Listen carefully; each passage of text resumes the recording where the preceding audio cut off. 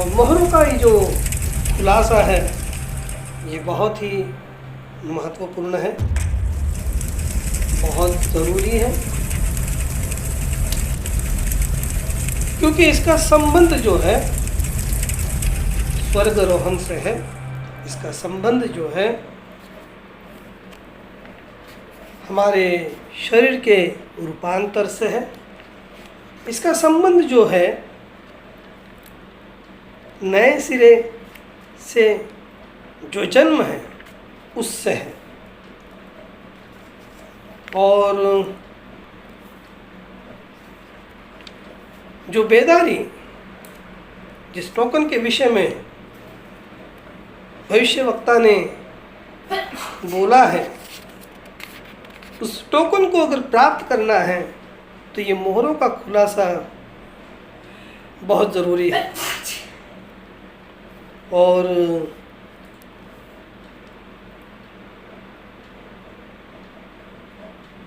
ये बहुत बहुत बहुत यानी हमारे प्राणों के लिए ये जीवन और मृत्यु का सवाल है। अगर ये मोहरों का खुलासा अगर आप पर नहीं खुलता है, ये मोहरे अगर आप पर प्रकट नहीं होते हैं, तो आप इस धरती पर छूट जाएंगे। आप रैप्चर में नहीं जा सकते हैं, आपका नए सिरे से जन्म नहीं होगा, आपका शरीर रूपांतर नहीं होगा, क्योंकि आपको आउटपुरिंग नहीं मिलेगी। और ये जो मोहरे खोली गई है, जैसे हम लोगों ने देखा कि 1963 के अंदर इस घटना को परमेश्वर ने अंजाम दिया। प्रभु का भविष्यवक्ता इस धरती पर था और परमेश्वर ने भविष्यवक्ता का इस्तेमाल किया उन मोहरों के संदेश को, उस मोहरों के प्रकाशन को हम सब लोगों तक पहुंचाने के लिए। मोहरों को जो तोड़ा गया है, ये जो घटना है ये स्वर्ग में हुई है। और स्वर्ग ने मेमना यानी जो प्रतीकों में बताया गया है प्रभु यीशु मसीह, जिसे हम देखते हैं कि प्रभु के पहले आगमन के समय में एलिया की आत्मा से भरा हुआ भविष्यवक्ता इस धरती पर था। हम देखते हैं कि किस प्रकार से प्रभु के पहले आगमन के समय में आकाश में एक तारा दिखाई दिया गया था और वो तारा ये दिखा रहा था कि प्रभु धरती पर है, भविष्यवक्ता धरती पर है। देखिए, जब ये चिन्ह वहां पर प्रकट हो गया था तो वहां पर दो व्यक्ति धरती पर खड़े थे। एक व्यक्ति वो था जिसके ऊपर एलिया का आत्मा का अभिषेक था। ठीक है, मेरी बातों को आप ध्यान से सुनिए, अपना पूरा ध्यान प्रभु की ओर लगाइए, अपना मन प्रभु की ओर लगाइए और प्रभु से विनती कीजिए, प्रभु के पास नम्र हो जाइए और प्रभु से कहिए कि प्रभु मुझे इस प्रकाशन को दीजिए। एक तारा जो चिन्ह था उस समय के लिए, वो चिन्ह आकाश में प्रकट हो गए और वो चिन्ह ये दिखा रहा था कि धरती पर एक नहीं दो व्यक्ति खड़े हैं। एक व्यक्ति के ऊपर एलिया का आत्मा का अभिषेक था और दूसरे व्यक्ति के ऊपर प्रभु की आत्मा का अभिषेक था, मसीह का अभिषेक था। तो इस बात को आप ध्यान रखिए। और हम देखते हैं कि किस प्रकार से एलिया का आत्मा का अभिषेक जिस पर था,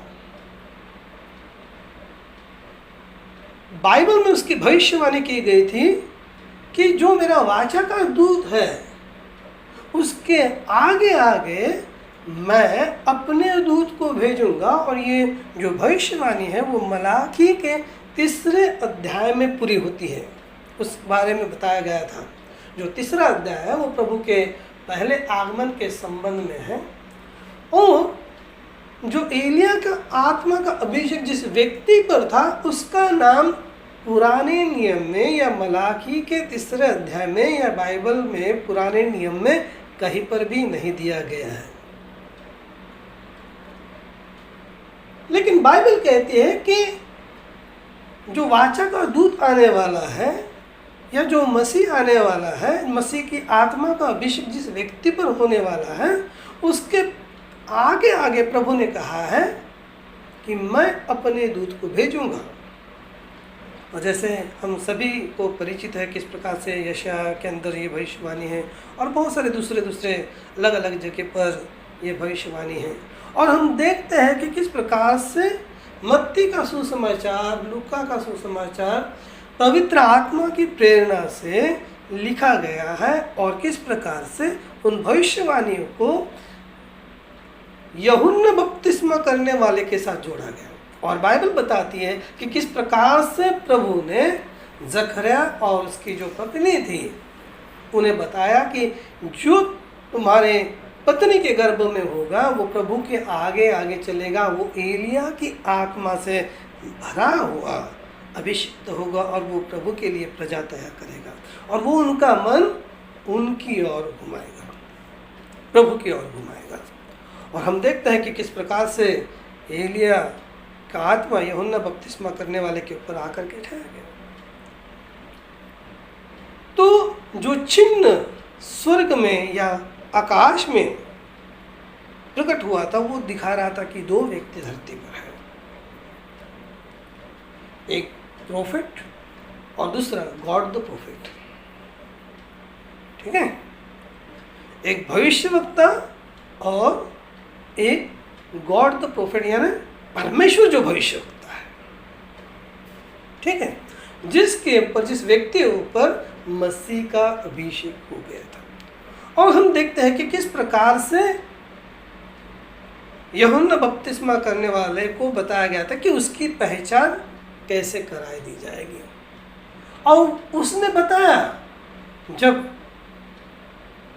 यीशु नाम का सुतार कारपेंटर यरदन के किनारे आया, यूहन्ना की सेवकाई के संपर्क में आया और उसकी सेवकाई के द्वारा उसने बपतिस्मा लिया और यूहन्ना बपतिस्मा करने वाले को बताया गया था कि जिसके ऊपर पवित्र आत्मा उतरेगा वही होगा मसीहा। और उसकी पहचान यूहन्ना बपतिस्मा करने वाला मेमने के रूप में करा देता है और वो कहता है देखो संसार का पाप हर लेने वाला परमेश्वर का मेमना वो जा रहा है। तो इस प्रकार से इस प्रतीकों में बाइबल में लिखा गया है और हम देखते हैं कि किस प्रकार से स्वर्ग में ये घटना हो रही है जो प्रकाशित वाक्य के अंदर हम लोगों ने पढ़ी थी और अब आगे भी हम उसे पढ़ेंगे। ठीक है, आगे भी हम इसे पढ़ेंगे। और हम देखते हैं कि स्वर्ग में जो सिंहासन हैं, 4 प्राणी हैं और उसके मध्य में प्रभु का सिंहासन है और एक परमेश्वर, उस सिंहासन के ऊपर एक परमेश्वर है जो बैठा हुआ है। और वहाँ पर हम देखते हैं कि प्रभु का जो प्रिय शिष्य है यूहन्ना, शिष्य की मैं बात कर रहा हूँ, यूहन्ना बपतिस्मा करने वाले की बात नहीं कर रहा हूँ, शिष्य की बात कर रहा हूँ। वो उसे वहाँ पर 7 कलीसिया कालों के बाद उठा लिया जाता है और स्वर्ग में इस दृश्य को वहाँ पर दिखा दिया जाता है। और इस दृश्य को जब वो देखता है और वहाँ पर एक मुहरबंद किताब को वहाँ पर वो देखता है और वहाँ पर एक बहुत बड़ी अनाउंसमेंट होती है कि इसे खोलने के लिए कौन योग्य है।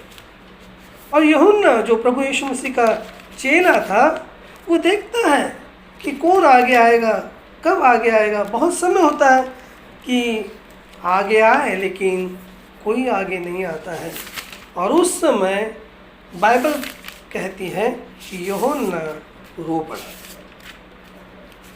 यूहन्ना रो पड़ा क्योंकि जो वो किताब, मोहरबंद जो किताब थी, जो परमेश्वर के हाथ में थी, उसके अंदर आपका मेरा छुटकारा था। सारे संसार के परमेश्वर के जो चुने हुए थे उनका छुटकारा था। जी हाँ, बाइबल कहती है मैं फुट फुट कर रोने लगा क्योंकि पुस्तक खोलने या पढ़ने योग्य कोई नहीं मिला। इस बाइबल को खोलने के योग्य कोई नहीं है। संसार की कोई भी कलीसिया, कोई भी बाइबल कॉलेज, कोई भी ज्ञानी, तत्वज्ञानी इसे पढ़ नहीं सकता है। वो अक्षरों को पढ़ेंगे लेकिन उनके अंदर जो बातें हैं, उसकी जो बात है वो केवल प्रभु जानता है। उसका खुलासा केवल प्रभु को पता है। जैसे हमने देखा है मत्ती के सुसमाचार में, जब हम देखते हैं कि वहाँ पर एक दृष्टांत वहाँ पर है, बीज बोने वाले का जो दृष्टांत है वहाँ पर है। और मत्ती के 13 अध्याय के अंदर शिष्यों ने आकर यीशु से कहा, आप क्यों लोगों को दृष्टांतों में शिक्षा देते हैं? उन्होंने उत्तर दिया, यह इसलिए है कि स्वर्ग के राज्य का भेद जानने का वरदान तुम्हें दिया गया है, उन लोगों को नहीं। क्योंकि जिसके पास कुछ है उसी को और दिया जाएगा, उसके पास बहुत हो जाएगा, लेकिन जिसके पास कुछ नहीं उसे वह भी ले लिया जाएगा जो उसके पास है। मैं उन्हें दृष्टांतों में शिक्षा देता हूँ क्योंकि वे देखते हुए भी नहीं देखते, सुनते हुए भी नहीं सुनते और न समझते हैं। यशाया की ये भविष्यवाणी उन लोगों पर पूरी उतरती है। तुम सुनते रहोगे परंतु नहीं समझोगे, तुम देखते रहोगे पर तुम्हें नहीं दिखेगा। वो अक्षरों को देखते हैं लेकिन उनको नहीं दिखता है, क्योंकि इन लोगों की बुद्धि मारी गई है।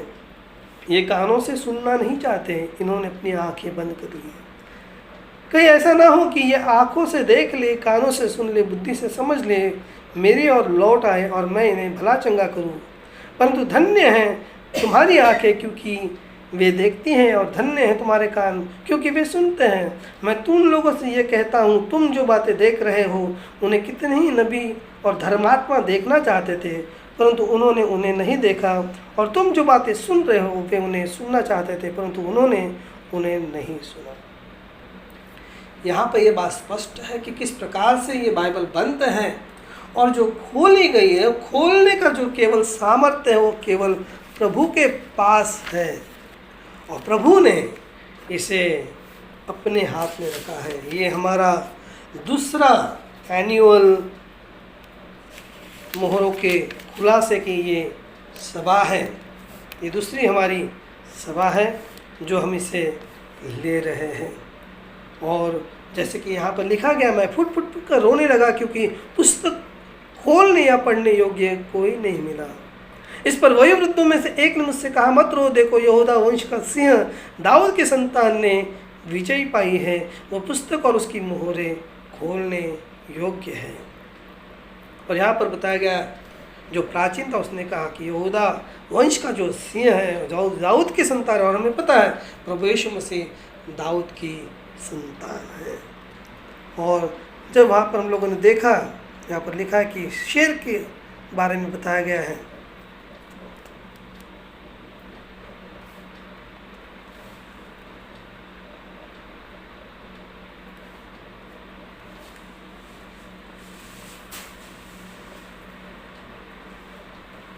तब मैंने सिंहासन के पास के 4 प्राणी और वयोवृद्धों के बीच खड़े एक मेमने को देखा। वो मानो वध किया हुआ मेमना था। उसके 7 सिंह 7 नेत्र थे। वे परमेश्वर की 7 आत्मा थे जिन्हें परमेश्वर ने सारी पृथ्वी पर भेजा। तब मेमने ने पास आकर सिंहासन पर बैठने वाले के दाहिने हाथ से पुस्तक ली, और जब मेमना पुस्तक ले चुका तो 4 प्राणी तथा 24 प्राचीनों ने मेमने के सामने गिर पड़े। प्रत्येक वयोवृत्त के हाथ में वीणा थी और धूप से भरे स्वर्ण पात्र भी, और ये संतों की प्रार्थना है। ठीक है, यहाँ पर हम लोग देख रहे हैं, और यही जो घटना है जो स्वर्ग में हुई वो 1963 में हुई। और ये जो हमने बादल का जो चित्र देखा है, आप सभी को ये परिचित है। ये जो बादल का चित्र है जो उस समय अमेरिका के एक जगह पर दिखाई दिया गया था, और 30 मील के ऊंचाई पर था वो, और बहुत बड़ा वो था, बहुत बड़ा था। यहाँ तक कि एरिज़ोना से लेकर वो मैक्सिको तक उनको वो दिखाई दे रहा था। तो ये जो घटना है, मोहरों के तोड़ने की घटना स्वर्ग में हो गई, और उसका प्रकाशन मेमने ने मोहरों को तोड़ा है। मेमना यानी प्रभु यीशु मसीह, जो प्रतीकों में हम लोगों ने बात की है, इसको बाइबल में देखा है क्योंकि बाइबल ऐसे ही लिखी गई है। तो ये मेमना है जो प्रभु यीशु मसीह को दर्शाता है, और मेमने ने मोहरों को तोड़ा है।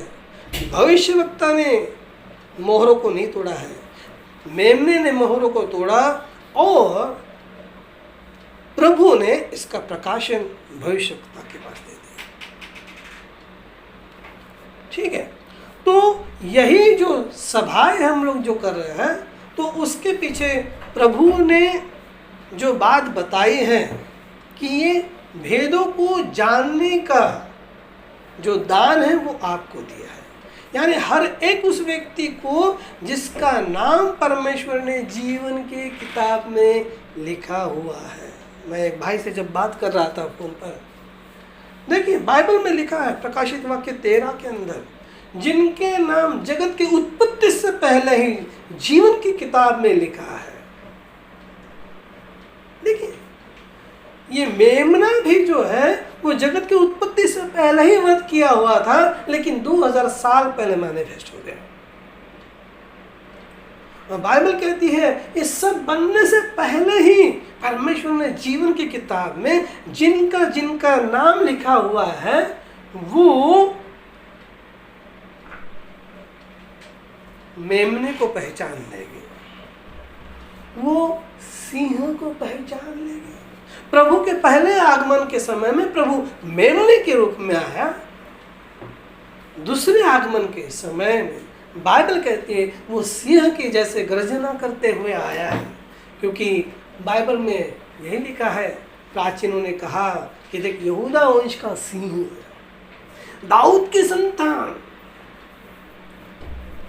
जी हाँ, हम देखते हैं पहले आगमन में प्रभु वहाँ पर दाऊद की संतान के रूप में था, लेकिन प्रकाशित वाक्य 10:1 से लेकर 3 में हम लोग देखते हैं वो सिंह की गर्जना के नाई उस रूप में आया, दहाड़ते हुए खुली हुई किताब को लेकर के आया। तो खुली हुई किताब जो है हाथ में है वो मेमने के हाथ में है, और उसका जो प्रकाशन है वो धरती पर प्रभु ने भविष्यवक्ता को दिया। तो ये जो चिन्ह है वो चिन्ह भी यही दिखाता है कि धरती पर भविष्यवक्ता है। ठीक है, तो ये जो है जैसा कि मैंने कहा कि किस प्रकार से प्रभु ने मेरी अगुवाई की। मैं भी एक डिनोमिनेशन में पास्टर था, उनकी जो सारी सुविधाएं थे जो शहरी पास्टरों को मिलती थी मुझे भी मिल सकती थी। और किस प्रकार से मैं प्रभु के पास आया, मुझे प्रभु के अनुग्रह से जॉब भी मिल रहा था, मिल भी गया था, सब बातें हो चुकी थी। मैं महिंद्रा में जॉब अटेंड भी कर सकता था, लेटर वगैरह सब तैयार था। लेकिन मेरे सामने मेरी जो बुलाहट थी कि क्या करूं, मैं महिंद्रा में जॉब करने के लिए जाऊं या प्रभु की सेवकाई के लिए जाऊं। तो मैंने उपवास प्रार्थना की, मेरे माता पिता ने भी उपवास प्रार्थना की, क्योंकि इस बात को हमें बड़ी गंभीरता से लेना था। और प्रभु की अगुवाई में प्रभु ने बताया कि मैंने तुझे सेवकाई के लिए चुन लिया, तू सेवकाई के लिए चला जा। और उस समय जब हम डिनोमिनेशन में थे, हमारे पास इतनी समझ नहीं थी। ये जो प्रकाशन ये प्रभु के ओर से, प्रभु के अनुग्रह से इस समय में हमारे पास भेजा गया था। लेकिन उस समय भी प्रभु हमसे बातें कर रहा था और उस समय के हिसाब से प्रभु जो बातें कर रहा था उस हिसाब से हम चले गए। मेरे माँ को प्रभु ने कन्फर्मेशन दिया, मेरे पिताजी को कन्फर्मेशन दिया कि मैंने इसे चुना है, और प्रभु ने मुझे भी पर्सनली दिया। और तब मैं बाइबल कॉलेज में चला गया। फिर वहाँ से कलीसिया में, जो दूसरी कलीसिया है, डिनोमिनेशन है, उस कलीसिया में मैं पासबान की सेवकाई करना आरंभ किया। और आरंभ करने के बाद जब मैंने देखा कि मेरे जीवन में बदलाव नहीं है, मैंने देखा बहुत सारे पासबानों के जीवन में बदलाव नहीं है, स्वभाव में बदलाव नहीं है, अभी भी वे विचार में हैं, अभी भी झूठ बोलते हैं, अभी भी पॉलिटिक्स खेलते हैं। देखिए, उनकी आदतें उनके ऊपर हुकूमत चलाती हैं, और बहुत सारी गलत गलत जो बातें हैं जो परमेश्वर के वचन के अनुसार नहीं है। मेरे दिमाग में यही प्रभु के वचन से ये कहा, बाइबल कहती है जो परमेश्वर से जन्मा है वो पाप करता नहीं है। मैंने कहा प्रभु ये मेरे जीवन में पाप क्यों है? मैंने कहा प्रभु ये सब जो कलीसिया के अंदर जो चल रहा है, ये पासवानों के जीवन में चल रहा है, कलीसिया के लोगों के जीवन में चल रहा है, ये क्या चल रहा है? तब प्रभु ने मेरी अगुवाई एक कुछ किताबों के ज़रिए की, और ये किताबें मुझे एक भाई के ज़रिए मिली। उसके पहले भी एक किताब मिली थी, और जो एक सर्पेंट सीड का एक मैसेज था, और मैंने कहा ये तो सच है। और उसके बाद मुझे जो किताब मिली, जो 2 किताब मिली, वो 7 कलीसिया काल के संदेश थे, और दूसरी सिद्ध मनुष्य का जीवन। मैंने कहा प्रभु भविष्यवक्ता के ये सारे जो संदेश है ये तो परमेश्वर के वचन के अनुसार है, सिद्ध मनुष्य का दिल डोल जो है वो परमेश्वर के वचन के अनुसार। और मेरे दिल डोल को जब मैं देखता हूँ, मेरे अंदर तो इनमें से कुछ भी बात नहीं है। और मैं जिस खोज में लगा था, मैंने कहा कुछ तो गलत है, मैं कहीं तो भी विश्वास में गलत हूँ, कहीं तो भी वचन के अनुसार मेरे जीवन में कुछ बातें नहीं हैं जो प्रभु को चाहिए। और तब मैंने देखा कि जो प्रेरिताई विश्वास है वो ही विश्वास है, सच्चा है। और प्रभु ने मेरे अगुवाई प्रेरिताई विश्वास की ओर की। और प्रभु ने मुझसे कहा, जब मैंने कहा कि मैं उपवास प्रार्थना में रहूँगा जब तक प्रभु की ओर से मुझे ये कन्फर्मेशन नहीं मिलता। और 3 दिन हो गए, और तीसरे दिन मैंने प्रभु की आवाज़ को सुना, भाई ब्रैनम के संदेश के ऊपर विश्वास कर, बस। और जब मैंने उस आवाज़ को सुना, मैंने उपवास को रोक दिया, और मेरे अगुवाई प्रभु ने की। और जैसे जैसे मैं संदेश में बढ़ता गया, प्रभु ने बहुत सारी बातों को दिया, बहुत सारी बातें, और बहुत सारी गलत बातें। जब मैं एंड टाइम के कलीसिया में जुड़ गया, वहाँ पर भी मैंने उन बातों को देखा। मैंने कहा कि प्रभु ये क्या है, ये गलत बातें क्यों है, ऐसा ये नहीं होना चाहिए, वैसा ये नहीं होना चाहिए। और तब प्रभु ने मेरी अगुवाई की कि ये लोग भविष्यवक्ता का नाम लेते हैं लेकिन पवित्रता के संदेश के अंदर नहीं चल रहे हैं, वो उनकी अपनी समझ से चल रहे हैं। और पवित्रता का संदेश प्रभु ने मेरी ओर भेजा। और जब एक दिन मैं, जैसे आप सभी को पता है कि प्रभु ने मेरी मुलाकात लिया, कहा कि ब्रदर ब्रूस का संदेश तुझे रैप्चर के लिए तैयार करेगा। जी हाँ, और ये सच बात है। आज उनके पास भविष्यवक्ता का 100% संदेश है जिसके अंदर जरा भी खमीर नहीं है। Praise the Lord. देखिए, प्रभु को महिमा हो। बाइबल कहती है, जो मैंने आप लोगों के सामने एक वचन को, भविष्यवक्ता के एक कोट को मैंने वहाँ पर डाला है, शायद आप लोगों को भेजा है मैंने, आप लोगों को उसने पढ़ा या नहीं पढ़ा मुझे पता नहीं है, आज ही मैंने भेजा है। बहुत सुंदर है वो। देखिए, वहाँ पर लिखा है, in Exodus no leaven shall be found in your camp at all 7 days। भविष्यवक्ता कहते हैं लीडरशिप इस मैसेज के अंदर, that 7 days represent full 7 church ages। सी, देखिए वहाँ पे क्वेश्चन मार्क है, ठीक है, क्योंकि बाइबल प्रतीकों में है, टाइप में है, शैडो में है। No leaven, now what is that? No creed, no world. Jesus said, if you love the world or the things of the world, the love of God's not even in you. See, and we are trying to mix that. You can't do it. You have got to come to one thing to believe. You are either going to believe God, you are going to believe your church, you are going to believe the world. You see, भविष्यवक्ता कहता है कि आपके इसके अंदर कोई खमीर ना हो, कोई सोडा ना हो रोटी के अंदर, यानी मिलावटी शिक्षा ना हो। और आज जो ब्रदर ब्रूस के पास है, भविष्यवक्ता का 100% शुद्ध संदेश है, उसमें कोई भी मिलावट नहीं है। और एक दूसरी बात प्रभु ने, बी रेडी। क्या आप रेडी हैं? क्या आप रेडी हैं? अगर वो आ जाएगा आपको लेने के लिए, क्या आप तैयार हैं? ये बहुत मायने रखता है। देखिए, 3 बातें यहाँ पर बताई हैं। एक तो आप परमेश्वर के ऊपर विश्वास करोगे, एक तो आप चर्च के ऊपर विश्वास करोगे, या एक तो आप दुनिया के ऊपर विश्वास करोगे। मैंने हमेशा कहा है, मैं आपकी अगुवाई परमेश्वर के वचन की ओर, परमेश्वर की ओर करना चाहता हूँ। जो भी इस कलीसिया में जुड़ा हो, मैं आपकी अगुवाई परमेश्वर के वचन की ओर करना चाहता हूँ। क्योंकि पास्टर जो है आपके माता पिता से भी बढ़कर है। एज अ पेरेंट्स, मुझे देखना है मेरे कलीसिया के लोगों को स्वर्ग में जाते हुए, रैप्चर में जाते हुए। ये मेरी सबसे बड़ी जिम्मेदारी है। अगर कोई मेरी बातों को अनसुना करता है, अनदेखा करता है, और जो मेरी बातों को नहीं मान रहा है, तो आप अपना खुद का नुकसान कर रहे हैं। जब माता पिता कहते हैं पढ़ो पढ़ो पढ़ो, पढ़ाई करो, और जब आप नहीं सुनते हैं, आप अपना खुद का नुकसान कर रहे हैं। इन दिनों में बहुत सारी बार हमारी यही कोशिश है कि आप लोग हर सभा को ज्वाइन करें। तो भविष्यवक्ता यही बता रहे हैं, एक तो आप संसार से प्रेम करोगे। मैंने हमेशा कहा, आप अपने संडे के दिन को, आप अपनी बुधवार की प्रार्थना को इस प्रकार से ध्यान रखकर अपने डेली वर्क को सामने, उस 2 दिन को सामने रख करके अपने काम को ये करो, क्योंकि यही 2 दिन है आपके पास।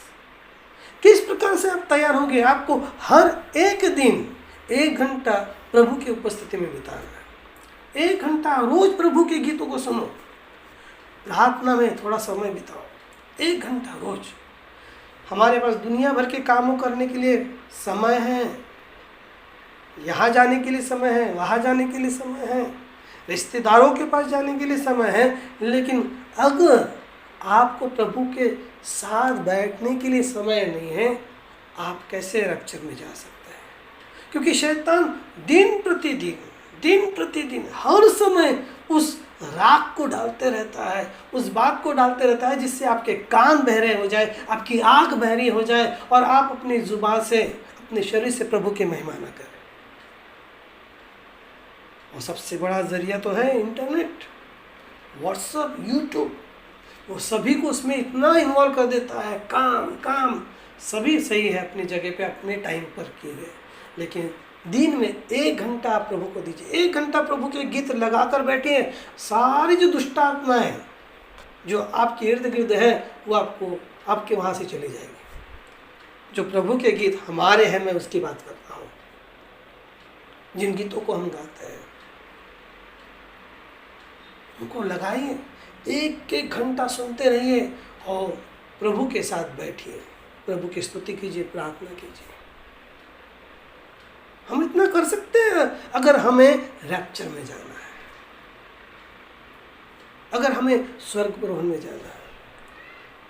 मोहरों का खुलासा इसीलिए दिया गया है ताकि प्रभु आपको वो समझ दें। और जब प्रभु समझ देता है, आप लोग संडे को नहीं रहते हैं, वेडनेसडे को नहीं रहते हैं, तो आप उन बातों से चूक जाते हो, आपको नहीं मिलता है वो। अगर आपको कुछ मिलेगा नहीं तो आप क्या उत्पन्न कर सकते हो? ये बहुत मायने रखता है। बुधवार की प्रार्थना, रविवार की प्रार्थना, केवल मोहरों के संबंध में नहीं कह रहा हूँ मैं। आप अपने कार्यक्रम को, अपने रोज की इसको इस प्रकार से सेट करो कि आपको बुधवार की प्रार्थना को प्राप्त करना ही है, संडे की प्रार्थना को आपको प्रभु के साथ बैठना ही है, और हर दिन 1 घंटा, कम से कम 1 घंटा प्रभु के साथ बैठो, प्रभु के गीत लगाओ और मेडिटेट करो। ये बात मेरे परिवार के लिए भी है, सभी सुनने वाले लोगों के लिए भी, कलीसिया के लोगों के लिए भी है। आप प्रभु के साथ संगति करो। मैंने बहुत साल पहले प्रभु के साथ संगति का इस संदेश प्रचार किया था। ये बहुत ज़रूरी है, और आने वाले दिनों में हम 1 मोहर से लेकर 7 मोहरों तक देखने वाले हैं। मेरा पूरा विश्वास है कि प्रभु आप तक इस बातों को पहुंचाएगा। बहुत सारे लोग बहुत सारी बातों को चूक जाते हैं। बहुत सारे लोग, देखिए आज लोग, जब हम संसार की बात करते हैं ना, वो लोग मसीह लोगों की मैं बात कर रहा हूँ, मुझे दूसरों की बातों से कुछ ये नहीं है, मेरा कोई संबंध नहीं है। मैं मसीह लोगों की, मसीह संसार के लोगों की बात करता हूँ। वो लोग परमेश्वर का वचन कहता है अपने बालों को लंबा रखो, यानी अपने बालों को काटो मत, लेकिन ये मसीह जो महिलाएं जो खुद को मसीह कहलाते हैं, वो अपने बालों को काटने में इतनी रुचि रखते हैं, इतना प्रेम रखते हैं, उनको बापकट दिखना बहुत अच्छा लगता है। वो बालों को काटते हैं और एक दूसरे जगह से मुंह से कहते हैं हालेलुया, प्रेज द लॉर्ड, हम प्रभु से प्रेम करते हैं, we love Jesus, we love Jesus, we love Bible. लेकिन बाइबल कहती है अपने बालों को काटो मत। बाइबल के अंदर केवल एक ही महिला है, ना तो मार्ता है, ना तो मरिया है, ना सुसान्ना है, ना हन्ना है, जिसने कभी अपने जीवन में चेहरे के ऊपर मेकअप किया हो या लिपस्टिक लगाई हो। आपको मालूम है बाइबल में केवल एक ही महिला है, और हम अपने बच्चियों को लिपस्टिक लगाने देते हैं। हाय तुम पर, प्रभु का क्रोध आप पर आ जाएगा। खुद भी लिपस्टिक लगाते हो, ये सोचने वाली बात है। बाइबल में एक ही औरत है, और बाइबल कहती है उसी की आत्मा, प्रकाशित वाक्य को अगर आप पढ़ोगे तो उसी की आत्मा कलीसिया पर आ गई है, और जिस कलीसिया के ऊपर उसकी आत्मा है, उस आत्मा का नाम है इजाबेल की आत्मा। वो इजाबेल की आत्मा जो लिपस्टिक लगाती थी, चेहरे के ऊपर कलर लगाती थी, बाइबल कहती है वो कुत्तों का भोजन बन गई। आपको पता है, बाइबल कहती है, मैं नहीं कह रहा हूँ, ये मेरे मन की बात नहीं है, ये ना ही कोई काल्पनिक बात है। आने वाले दिनों में क्या आपको कुत्तों का भोजन बनना है? देखिए लोग कहते हैं लिपस्टिक लगाते हैं, उससे होठों से बोलते हैं we praise Jesus, we love Jesus, we hallelujah, praise the lord, और बाइबल कहती है इन बातों को नहीं करना है। इजाबेल की आत्मा मर्दों के ऊपर हुकूमत करने वाली, अपने पति के ऊपर हुकूमत करती है औरत है। परमेश्वर ने हवा को हुकूमत करने के लिए नहीं बनाया, उसके पति की मदद करने के लिए बनाया। जिस घर के ऊपर, मेरी बात को आप ध्यान से सुनिए, जिस घर के ऊपर औरत हुकूमत करती है उस घर के ऊपर शाप होता है। आपको नम्रता से अपने पति के अधीनता में बैठना है, परमेश्वर का वचन कहता है। लेकिन बहुत सारे जो लेडी प्रचारक हैं वो भी अपने पतियों के ऊपर हुकूमत करती हैं। क्या उनको परमेश्वर का वचन नहीं पता है? पता है। देखिए एक तरफ से कहते हैं वे परमेश्वर से प्रेम करते हैं, और दूसरी ओर परमेश्वर के वचन को ठुकरा देते हैं। प्रभु यीशु मसीह से we love Jesus, we love Jesus, ओ हम प्रभु यीशु मसीह से प्रेम करते हैं, प्रभु आप ही हमारे प्रभु। और जब बपतिस्मा की बात आती है, वो प्रभु यीशु मसीह के नाम के बपतिस्मे को ठोकर मार देते हैं। देखिए ये दोहरा है। वो अपने चर्च पर विश्वास कर रहे हैं, क्योंकि उनका चर्च कहता है प्रभु यीशु मसीह के नाम का बपतिस्मा कोई है ही नहीं, बाइबल में ऐसा कुछ है ही नहीं।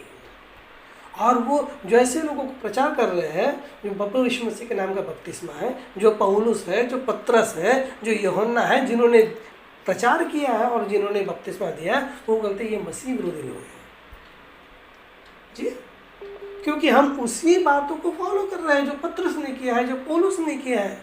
और पौलुस ने तो दोबारा बपतिस्मा लेने के लिए कहा गया है। हाँ, पौलुस ने कहा जो एलिया प्रभु यीशु मसीह के पहले आया था, बपतिस्मा करने वाला यूहान, एलिया, उसके जब चेले आ गए, देखिए वो अपनी कलीसिया से बहुत प्यार कर रहे थे, उनको आगे क्या है कुछ मालूम ही नहीं है। उनकी कलीसिया के जो भी टर्म्स ऑफ कंडीशन उसको फॉलो कर रहे थे, उनके जो भी बातें हैं उनको फॉलो कर रहे थे, वो परमेश्वर से प्रेम नहीं कर रहे। इसीलिए यहाँ पर भविष्यवक्ता कहते हैं परमेश्वर से तो तुम परमेश्वर के ऊपर विश्वास करोगे, नहीं तो चर्च के ऊपर विश्वास करोगे, नहीं तो संसार के ऊपर विश्वास करोगे। दो ही बातों को अगर हम हटा देंगे, अगर हम परमेश्वर से विश्वास करोगे तो हम रैप्चर में जाएंगे। ये बहुत ज़रूरी है, आने वाले दिन हमारे लिए बहुत ज़रूरी है। अगर आप लोगों को पीछे रह जाना है या आपको स्वर्गगृह में जाना, ये आपको डिसाइड करना है। आज को जब से आपने सुना है, हर रोज 1 घंटा प्रभु के साथ समय बिताइए, गीतों को लगाइए और संदेशों को सुनिए। बहुत ज़रूरी है, बहुत ज़रूरी है। और ये जो मोहरों का खुलासा है, जैसे कि मैंने कहा कि जब प्रभु के पहले आगमन के समय में ये जो चिन्ह जब स्वर्ग में दिखाई दिया, 2 व्यक्ति धरती पर थे। जी हाँ, उसी प्रकार से 1963 में जब वो बादल दिखाई दिया गया और भविष्यवक्ता को पता था कि वो बादल क्या है, तो उस समय भी 2 धरती पर खड़े थे, एक प्रकाशित 10:7 और एक प्रकाशित 10:1। प्रकाशित 10:7 भविष्यवक्ता भाई ब्रैनम थे और प्रकाशित 10:1 मसीह था। 2 व्यक्ति धरती पर खड़े थे। बहुत सारे लोगों को लगता है हम भविष्यवक्ता प्रकाशित 10:7 को पहचान लिए, बस हम चले गए रैप्चर में। जी नहीं, प्रकाशित 10:7 के पास केवल 6 मोहरी थी, लेकिन प्रकाशित 10:1 और 3 के पास 7वीं मोहर थी, और 7वीं मोहर के अंदर ही है रैप्चर। 7वीं मोहर के अंदर ही है नए सिरे से जन्म लेना। 7वीं मोहर के अंदर ही है बॉडी का ट्रांसलेशन, और 7वीं मोहर के अंदर ही है टोकन है। जी हाँ, संतों का पुनरुत्थान है। आपको उसके पास जाना। भविष्यवक्ता कहता है मैं तुम्हारी अगुवाई किधर करूं? जेफरसन विले क्या? मेरी इतनी सारी सेवाओं में मैंने एक इजिप्ट के जैसे एक इजिप्शियन को पैदा किया बोलता है, लेकिन वो कहता है मैं तुम्हारी अगुवाई मसीह की ओर करूंगा। और भविष्यवक्ता ने कहा वो यहाँ है। भविष्यवक्ता ने कहा वो यहाँ है। प्रकाशित 10:1 की जो बात भविष्यवक्ता ने की वो यहाँ है। आपको वो पता होना बहुत ज़रूरी है। अगर वो पता नहीं है आपको, आपके पास रैप्चर नहीं है, आपके पास टोकन नहीं है, आपके पास नए सिरे से जन्म नहीं है, आपके पास शरीर का रूपांतर नहीं है, आपके पास पुनरुत्थान नहीं है। जी हाँ, ये बातें बहुत मायने रखती हैं, और ये जो संदेश है आने वाला वो बहुत मायने रखता है। 7 मोहरों के जो संदेश है उसे आप पर्सनली अपनी लाइफ के लिए ऐसे अप्लाई कीजिए। दुनिया को छोड़ दीजिए, रिलीजियस वर्ल्ड को छोड़ दीजिए, उसे अपनी लाइफ में अप्लाई कीजिए और देखिए ये कहा